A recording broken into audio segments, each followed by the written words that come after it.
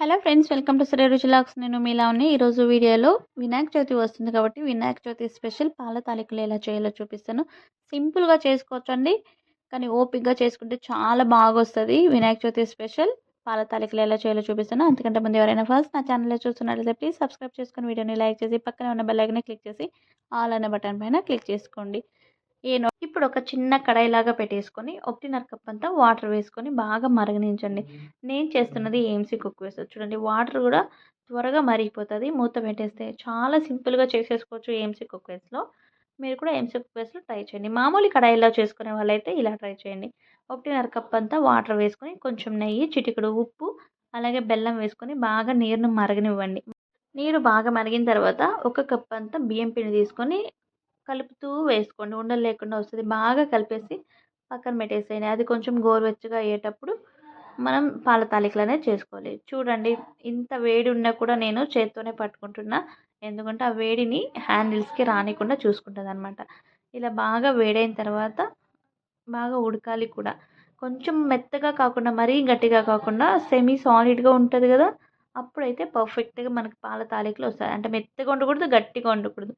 ఇలా బాగా కలిపేసుకున్న తర్వాత పాల తాలికలు కొంచెం కొంచెం చిన్న ఉండల్లాగా చేసుకొని, ఇలా మరీ సన్నగా కాకుండా మరీ మందంగా కాకుండా కొంచెం మందంగా ఉంటే విరిగిపోకుండా ఉంటుంది పాల తాలికలు.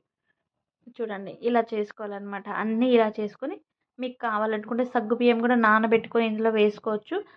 ఇదే పిండిని కొంచెం ఉండల్లాగా చేసుకొని కూడా చేసుకోవచ్చు. చూడండి, ఇలా పొడవుగా కొన్ని చిన్న చిన్న ఉండల్లాగా కూడా కొన్ని చేసుకోవచ్చు. మీకు ఇంకా త్వరగా పాల తాలికలు అయిపోవాలి అంటుంటే కొంచెం మెత్తగా ఉండేటప్పుడు మురుకులు తవ్వు ఉంటుంది కదా, అందులో వేసేసుకొని చేసుకోవచ్చు అనమాట. 2 టిప్స్ చెప్పాను కదా, మీకు ఎలా ఈజీగా అనిపిస్తే అలా చేసుకోండి. చూడండి, రెడీ అయిపోయాయి పాల తాలికలు. మనం ఫస్ట్లోనే కొంచెం బెల్లం వేసుకొని వాటర్ మరిగించుకున్నాం కదా, అలా చేసుకుంటే పాల తాలికలు అనేవి చప్పగా లేకుండా ఉంటుంది. టేస్ట్ చాలా బాగుంటుంది. ఇంకొక చిన్న కడాయిలాగా పెట్టేసుకొని దీంట్లో 1 కప్ అంతా బెల్లం వేసుకొని బాగా కరిగించి పక్కన పెట్టేసుకోండి. ఈ బెల్లాన్ని లాస్ట్లో వేసుకుందాము. ముందుగానే వేసుకుంటే పాలు విరిగిపోయే ఛాన్సెస్ ఎక్కువ ఉంటాయి కాబట్టి చక్కెరతో ఏం ప్రాబ్లం లేదండి. బెల్లంతోనే ఫస్ట్ మనకి ప్రాబ్లం అనమాట. అందుకనేసి ఇలా కరగబెట్టుకొని లాస్ట్లో వేసుకోవచ్చు. చూడండి, కొంచెం పిండిని పక్కన పెట్టుకున్నాను నేను. దాంట్లో కొంచెం వాటర్ వేసుకొని బాగా ఉండలు లేకుండా కలిపి పక్కన పెట్టేసుకోండి. ఇప్పుడు చూడండి, ఒక కడాయి పెట్టేసుకున్నాం. ఇది ఏఎంసీ కుక్ వేస్ట్లో హై అనేసి, అంటే ఇది 5-6 లీటర్ వరకు పడుతుంది. దీంట్లో 1/2 లీటర్ వరకు పాలు వేసుకొని బాగా మరిగిన తర్వాత చూడండి, ఇది పాల తాలికలు అనేది ఇందులో వేసేసుకోవాలి. ఇలా బాగా మెత్తగా ఉడికిన తర్వాత మీరు వేసిన తక్షణమే కలపకుండా కాసేపు అలాగే వదిలేసి విరిగిపోకుండా ఉంటుంది. ఇలా అంతా వేసిన తర్వాత మనం ముందుగానే కరిగించుకున్నాం కదా బెల్లాన్ని, అది కూడా ఇందులో వేసుకొని చిటికెడు ఏలకుల పొడి వేసేసుకొని అలా ఊరికే ఎక్కువసేపు కూడా కలపకుండా వదిలేసేయాలి. ఇప్పుడు 1 టేబుల్ స్పూన్ నెయ్యి వేసుకొని జీడిపప్పు, బాదం పప్పు వేసుకొని, లేకపోతే ద్రాక్ష మీకు నచ్చినవి వేసుకోవచ్చండి. ఇందులో ఉన్న టెంకాయ కూడా వేసుకోవచ్చు. చిన్న ముక్కల్లాగా కట్ చేసుకొని బాగా వేయించుకొని ఇందులో వేసేసుకుంటే పర్ఫెక్ట్గా రెడీ అయిపోతాయి పాల తాలికలు. ఎంతో సింపుల్గా చేసుకోవచ్చండి.